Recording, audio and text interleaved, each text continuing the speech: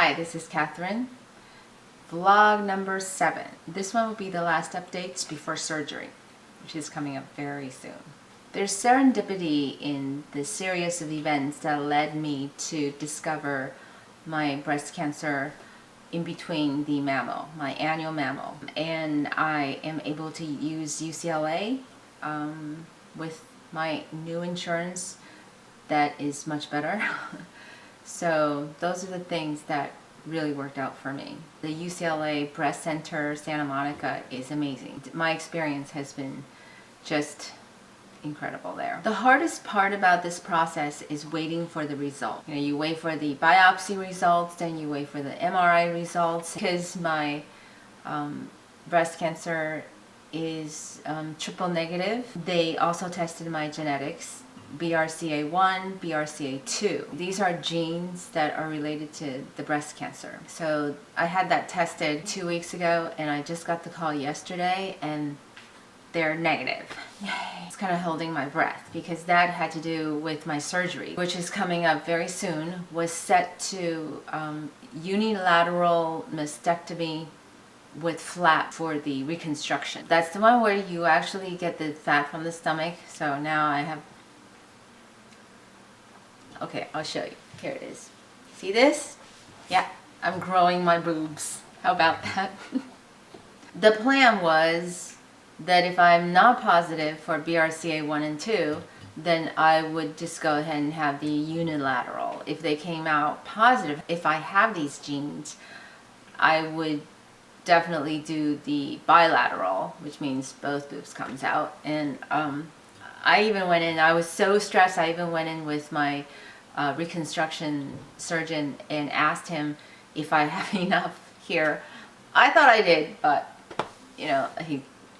I was supposed to go in and make sure that I have enough. I don't have enough to get my own size back, but it could be done. They'll just be smaller, but that's not even the important issue. I just was anxious about the bilateral versus the unilateral, and plus the BRCA1 and 2 is also linked to ovarian cancer, which means that am I going to get a hysterectomy down the line? It's just all very, it's like a snowball rolling. But because they came back negative, now that's a moot point. The genetic testing that I opted for also tested you for a few other related cancer genetic markers, and they all came out negative, so I'm thankful for that. And there was this other question that if the BRCA1 and 2 came out positive, the bilateral mastectomy takes like 14-ish hours, sometimes 16, and the unilateral is 6 to 7. It's long enough.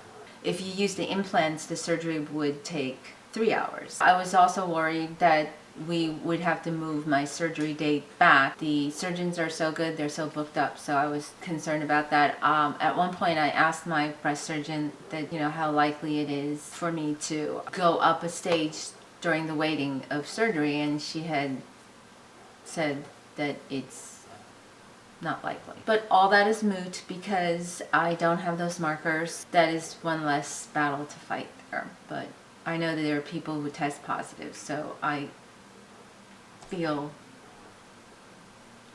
for you.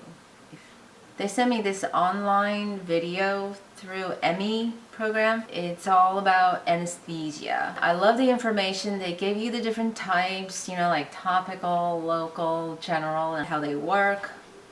Love it. And then they say, well, we have to give you these 11 possibilities of side effects, which I go, all right, And this commercial of pharmaceuticals where they say, you can take this for, if you have abdominal pains, you can take this. And then at the very end of that commercial, they say they have someone who speaks supersonic speed and blur out like 100 side effects, and then they'll go blah, blah, blah, blah, and death. So there were 5 of those like that. The lady's sound is really soothing and nice. She's narrating this video, and she'll say, these are the and sometimes it results in death. but it's extremely rare. So, which is, you know, good, but I know they probably have to do that for legal issues, but it's just annoying because I'm also anxious enough, so I just don't, I know it's rare, so logically it's fine. The added emotional roller coaster that is very different for me. It's funny too. I'm also having some pain in my breast, one with the cancer cells, but my surgery is around the corner, so I am not as anxious as I could be if the surgery date was farther away. There's also this thing where my legs started to cramp up, but I have a feeling it's because I'm not taking any potassium, which probably helps with the muscle cramping. So I started eating bananas, which I really don't like.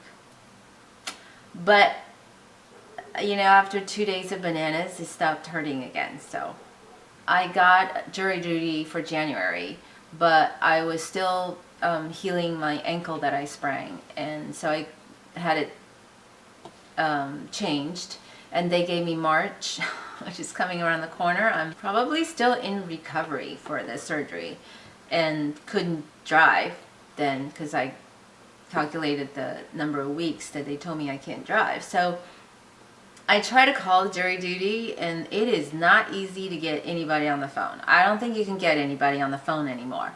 And I tried all kinds of numbers. I listened to the details of the recording, and it didn't really have a choice of breast cancer.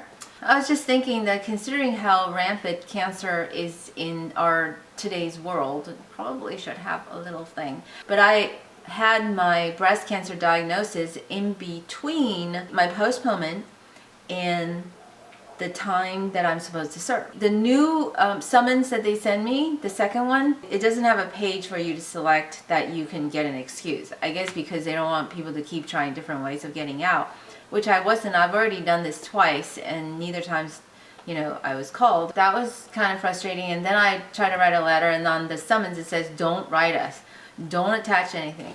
But it was one of those things that I had to fill out the first summons, because the first summons was the only one that had the excuse with the doctor's note. And so I wrote this letter to explain that and told them exactly what I just said. They don't make it easy. It's a little bit funny. Last funny story. So when I first got diagnosed with breast cancer, I wanted to do something fun with my son. He's always liked making our own ice cream. I said, let's break out the ice cream maker and let's make ice cream. When we had it in the freezer, we took it out and we tried to get some ice cream out of it. It was like a rock. Normally, this is kind of embarrassing. I would never do this, but my brain was fried.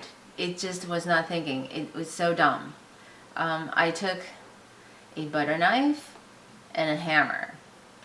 I tried to chip off as much as possible. Then I handed the ice cream to my son and licked the knife because it had ice cream on it.